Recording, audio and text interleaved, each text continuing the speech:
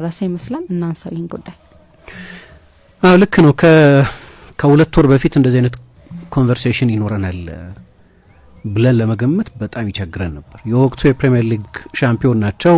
ሻምፒዮን መሆናቸው ብቻ ሳይሆን ከክሎፕ በኋላ ሊቨርፑልን ያረጋጉበት፣ የራሳቸውን ታክቲካዊ ግብአቶች ያሳዩበት፣ ቡድኑን ሻምፒዮን ያደረጉበት መንገድ ሁሉ በጣም የሚደነቅ አይነት ብዙ ክሬዲት በዝምታ ስራቸውን የሰሩ እንደመጡ ብዙ ሆላንዳውያን አሰልጣኞች አይሳካላቸውም በሚባልበት ፕሪሚየር ሊግ በጣም ግሩም የውድድር ዘመን ያሳልፉ።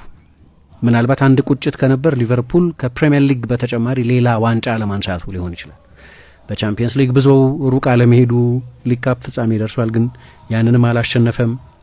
ከዛ ውጭ ግን የተዋጣለት የውድድር ዘመን ነበር። ይሄ የውድድር ዘመን ሲጀመር ከነ ድክመቶቹ የመጀመሪያዎቹን 7 ጨዋታዎች በሁሉም ውድድሮች አሸንፈው ነው የጀመሩት። 5ቱን የፕሪሚየር ሊግ ጨዋታዎች፣ 2ቱን የቻምፒየንስ ሊግ ጨዋታዎች አሸንፈው ነው የጀመሩት እና አሁን በኖቬምበር መጨረሻ የስሎት ነገር የሚያስቆይ አይደለም። አሁን በኃላፊነት የሚያከርም አይደለም ነገሩ።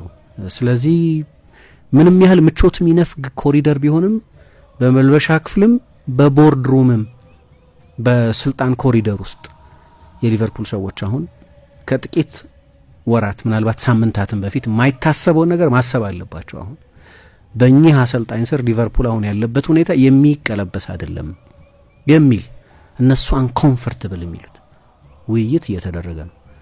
አላቅም የሊቨርፑል ከላይ ያሉት ሰዎች አቋም ምን እንደሆነ የማይክል ኤድዋርድስ ወይም የሪቻርድ ሂውዝ ወይም ሌሎች የእሳቸውን ዕጣ ፈንታ የሚወስኑ ሰዎች አቋም ምን እንደሆነ አላቅም።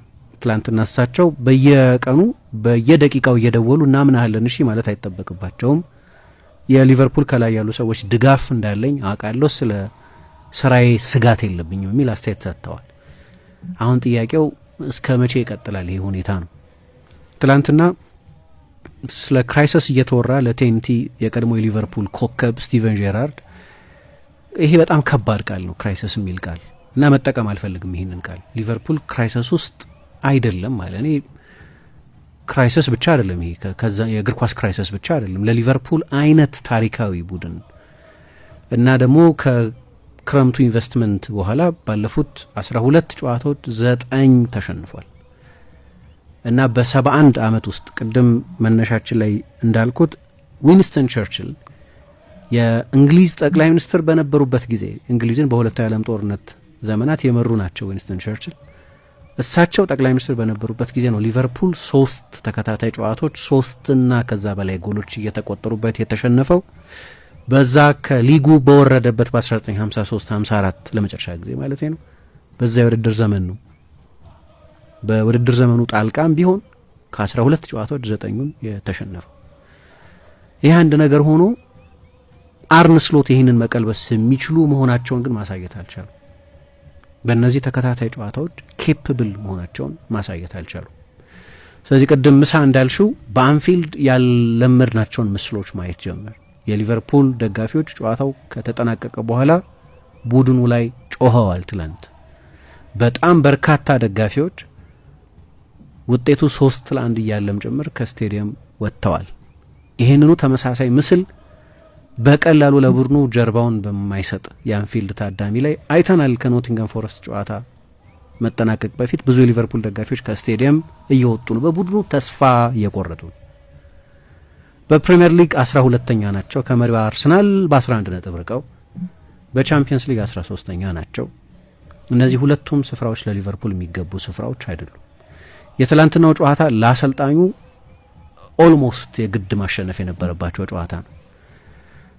በፕሪሚየር ሊግ ማለት የአርሰናልን ጥንካሬ ሲቲም ቼልሲም ሌሎቹም ቡድኖች አርሰናል የበለጠውን ግምት የሚያገኘውም ቢሆን ከሌሎቹም ቡድኖች በልጠው ሻምፒዮን ይሆናሉ ለማለት ምንም ፍንጭ የለም። ምንም እንዲያውም ወደ ኋላ ተመልሰን አንዳንዶቹን ሪያሰስ እንድናደርግ ሪያሰስ ማድረግ አያስፈልገንም። ለነገሩ በጊዜው እያነሳን ስለነበር በመጀመሪያዎቹ 5 ጨዋታዎች ሊቨርፑል ጥሩ አልነበር።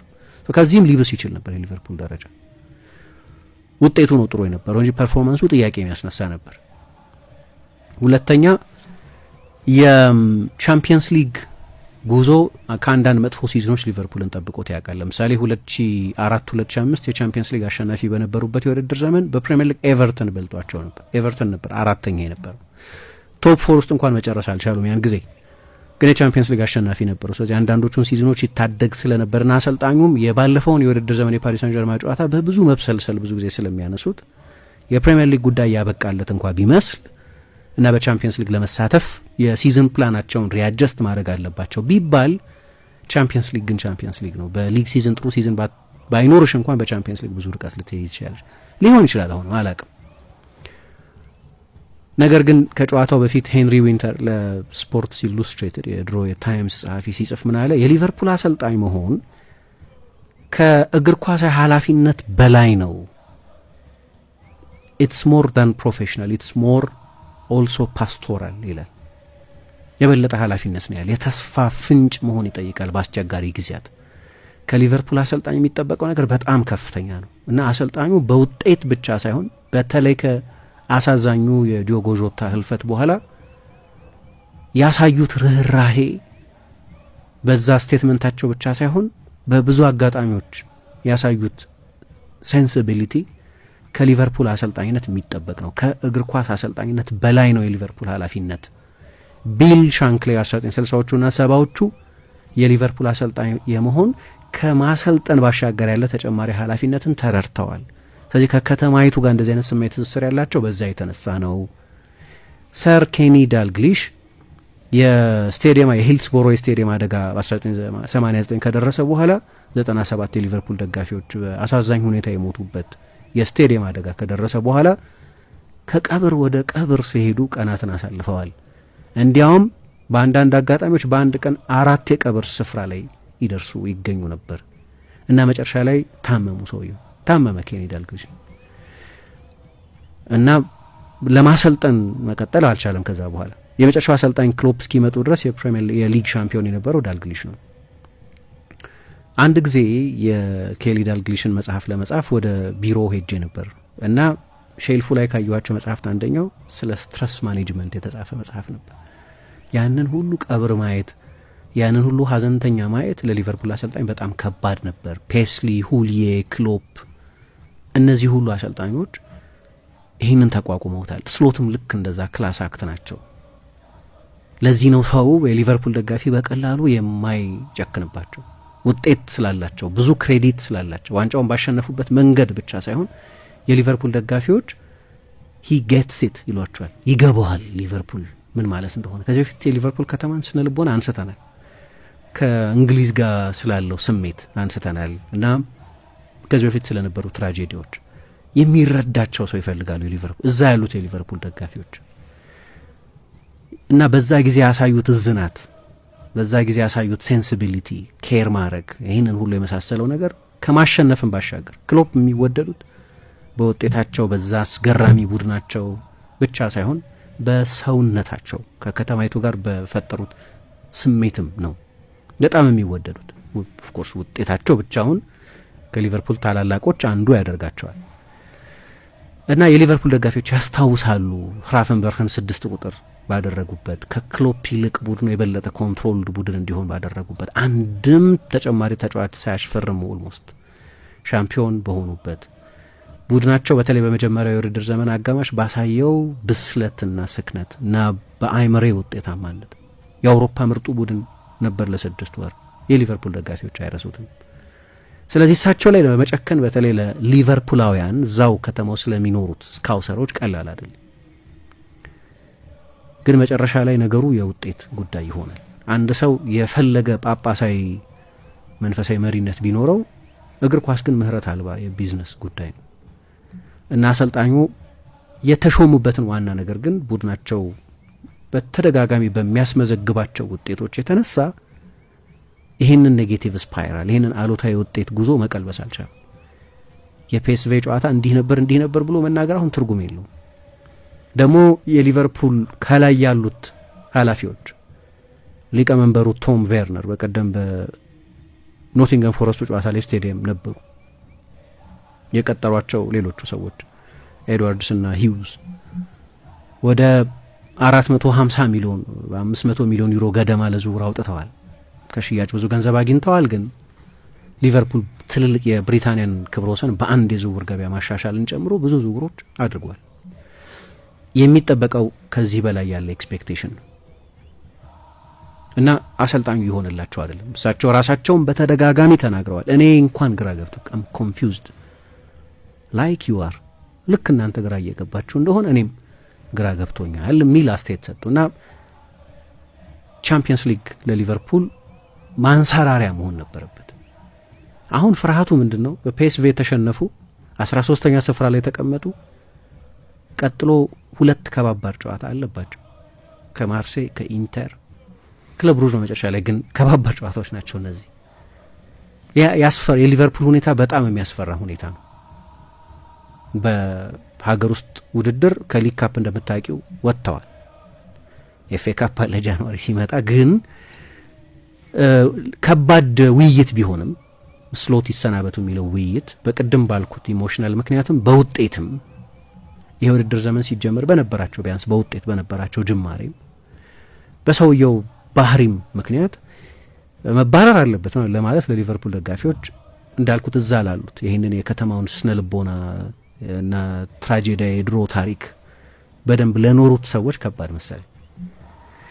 ግን ትላንትና 4ኛው ጎል ሲቆጠር ከዛም በፊት በነበረው ሁኔታ የዳይሬክተሩ ብዙ ጊዜ የስሎትን ፊት ነው የሚያሳየን እና እኔ እንጃ እንዴት ሪከቨር እንደሚያደርጉ ከዚህ እንዴት ሪከቨር እንደሚያደርጉ እኔ እንጃ። ከሳቸው አቅም በላይ የሆነ ይመስላል። የግል ስህተቶች አሉ። ከጨዋታው በፊት ቨርጅል ቫን ዳይክ በፕሪማች ፕሮግራም ኖት በሚባለው ላይ ለደጋፊዎቹና ለቡድን ጓደኞቹ ሳይቀር አሁን ወደ መሰረታዊ ጉዳዮችን በስኬት ወደ ማድረግ መመለስ አለብን አለ እና በ5ኛው ደቂቃ ለማብራራት የሚቸግር የፍጹም ቅጣት ምት ኳስ በጥፊ መጥቶ አሰጠ። የግል ስህተት ነው ይሄ። ኢብራሂማ ኮናቴ በየጊዜው አዳዲስ የስህተት አይነቶች ነው የሚያሳየው። ከዚህ በፊት ካሳያቸው የስህተት አይነቶች አፕዴትድ የሆኑ የስህተት አይነቶች ነው በየጨዋታው እያሳያል። እኔ ይኸውልሽ ጎሜዝ ምን ያህል መጥፎ ቢሆን ነው ጎሜዝ የማይሰለፈው? መረዳት አልቻልኩም። ልምምድ ሜዳ ላይ እሳቸው ናቸው ተጫዋቹን የሚያዩት አሰስ የሚያደርጉት። ምን ያህል መጥፎ ቢሆን ነው ማለት ነው ኢብራሂማ ኮናቴ እየተጫወተ ያለ? አሁን እንደዛ ከሆነ በኮናቴ አምና በነበረው ሲዝን ከሆነ የሚጫወቱት ሰውየው ቴክኖክራቲክ አይደለም፣ በሜሪቶክራሲ በተገቢነት አይደለም ተጫዋች የሚያጫወቱት ማለት ነው። ስለ ሳላህም ተመሳሳይ ኮንፈርት ማይሰጥ ዲስካሽን ማድረግ እንችላለን። ሳላህ የሚጫወተው በዚህ ሲዝን ፎርሙ አይደለም፣ በሳላህነቱ ነው ማለት ነው። በብዙዎቹ ጨዋታዎች ኖቲንግሃም ፎረስት ጨዋታ ላይ ደህና ነበር፣ ግን በብዙዎቹ ጨዋታዎች። ስለዚህ ፖለቲካል ላይናፕ የሚባለው እሱ ነው። ትልልቅ ውሳኔዎቻቸው ትክክል አይደሉም። የአሰልጣኞቹ ትልልቅ ውሳኔዎች አዳዲሶቹን ተጫዋቾች አዳፕት ባደረጉበት ምክንያት ብቻ አይደለም። ለማለት ከባለፈው አመት መጥፎ ለመሆን 500 ሚሊዮን ዩሮ ማውጣት የለብሽም። ስለዚህ እኔ የተስፋ እየቆረጡ ያሉ የሊቨርፑል ደጋፊዎች ካሉ በአሰልጣኙ ማለት ነው። ማን አሰልጣኝ የትኛው ገበያ ላይ ያለ ቶፕ አሰልጣኝ ገበያው ላይ መኖሩን እንጃ። አእምሮ ላይ የሚመጣ ሰው የለም ለጊዜው የሆነ አይነት ለኢንስፓይሬሽን ወይ ጄራርድ ማምጣት ከሆነ ካልሆነ በስተቀር ለሊቨርፑል ኃላፊነት የሚመጥን ትልቅ አሰልጣኝ ገበያው ላይ መኖሩን እንጃ። ግን ይሄ ሳስቴነብል አይደለም። በማንቸስተር ሲቲ 3-0፣ በኖቲንግሃም ፎረስት በሜዳሽ 3-0፣ በፒኤስቪ አይንድሆቨን በሜዳሽ 4-1 መሸነፍ ሳስቴነብል አይደለም። እኔ የዌስትሃም ጨዋታ ላይ በሳምንቱ መጨረሻ የሚሸነፉ ከሆነ አንኮምፎርታብል ዲስከሽን በፓወር ኮሪደር እየተደረገ ነው እና ብቻ በሚል የሚታለፍ አይመስለኝም። አሁን የሊቨርፑል ደጋፊዎችን እንዳልኩት ማሳዘን ቀላል አይደለም። ሊቨርፑል 5ኛ ጎል ተቆጥሮበት 5-1 እየተመራ አንፊልድ ሙሉ ነው። ግን አሁን ያንንም አይነት የሊቨርፑል ደጋፊዎችን ትረስት እያጡ ነው። እኔ ግር የሚሉኝ አንዳንድ ነገሮች አሉ። ለምሳሌ ወደ ቤዚክ መመለስ ከሆነ ዋታሮ ኤንዶ መጥፎ ምርጫ አይመስለኝም በእኔ አስተያየት። እንዲህ ጎል በማይታመን ቁጥር እየተቆጠረበት ላለ ቡድን ሩቲን ቤዚክ ተጫዋች ነው። የሃፈንበርግን ያህል ረቀቅ ያለ 6 ቁጥር አይደለም ይሆናል፣ ግን ለተከላካይ መስመሩ ሽፋን መስጠት የሚችል ተጫዋች ነው። ቢያንስ ቤዚኩን ነገር ማድረግ የሚችል ተጫዋች ነው። ጎሜዝ እንዳልኩት ነው እንግዳ የሆነ በጣም አሳሳቢ የሆነ የፎርም ችግር ያለበት ተጫዋች መሆን አለበት ማለት ነው የማይሰለፍ ከሆነ። ግን ያ ሁኔታውን ለመለወጥ የሚያግዙ ለውጦች እያደረጉ አይመስለኝም አሰልጣኙ። አሁን ሁሉም ነገር ከቁጥጥራቸው ውጪ የሆነ ያለ ይመስለኛል። እና ከጨዋታ በፊትም ከጨዋታ በኋላ የሚሰጧቸው ማስተያየቶች አሰልጣኙ ይህንን ሁኔታ ሊቀለብሰው ይችላል የሚል መተማመን እንዲኖርሽ የሚያደርጋል። አም ኮንፊውዝድ አዝ ዩ አር ምናምን ካሉ መፍትሄው እጃቸው ላይ የለም እንደማለት ነው። ችግር አለበት የሊቨርፑል ስኳድ ዲዛይኒንግ። ለምን ቀድሞ ማርክ ጌሂን አላስፈረሙላቸው? ቀድሞ ክሪስታል ፓላስ በዛ አጣብቂኝ ውስጥ የመጨረሻው ቀን አልሸጠውም ክሪስታል ፓላስ እና ፓላስ ላይ አልፈርድምን ለምን ጃሬል ኳንሳን ሸጡት ታዲያ? በቀደም ከሲቲ ጋር በጣም ጥሩ ነበር ኳንሳ።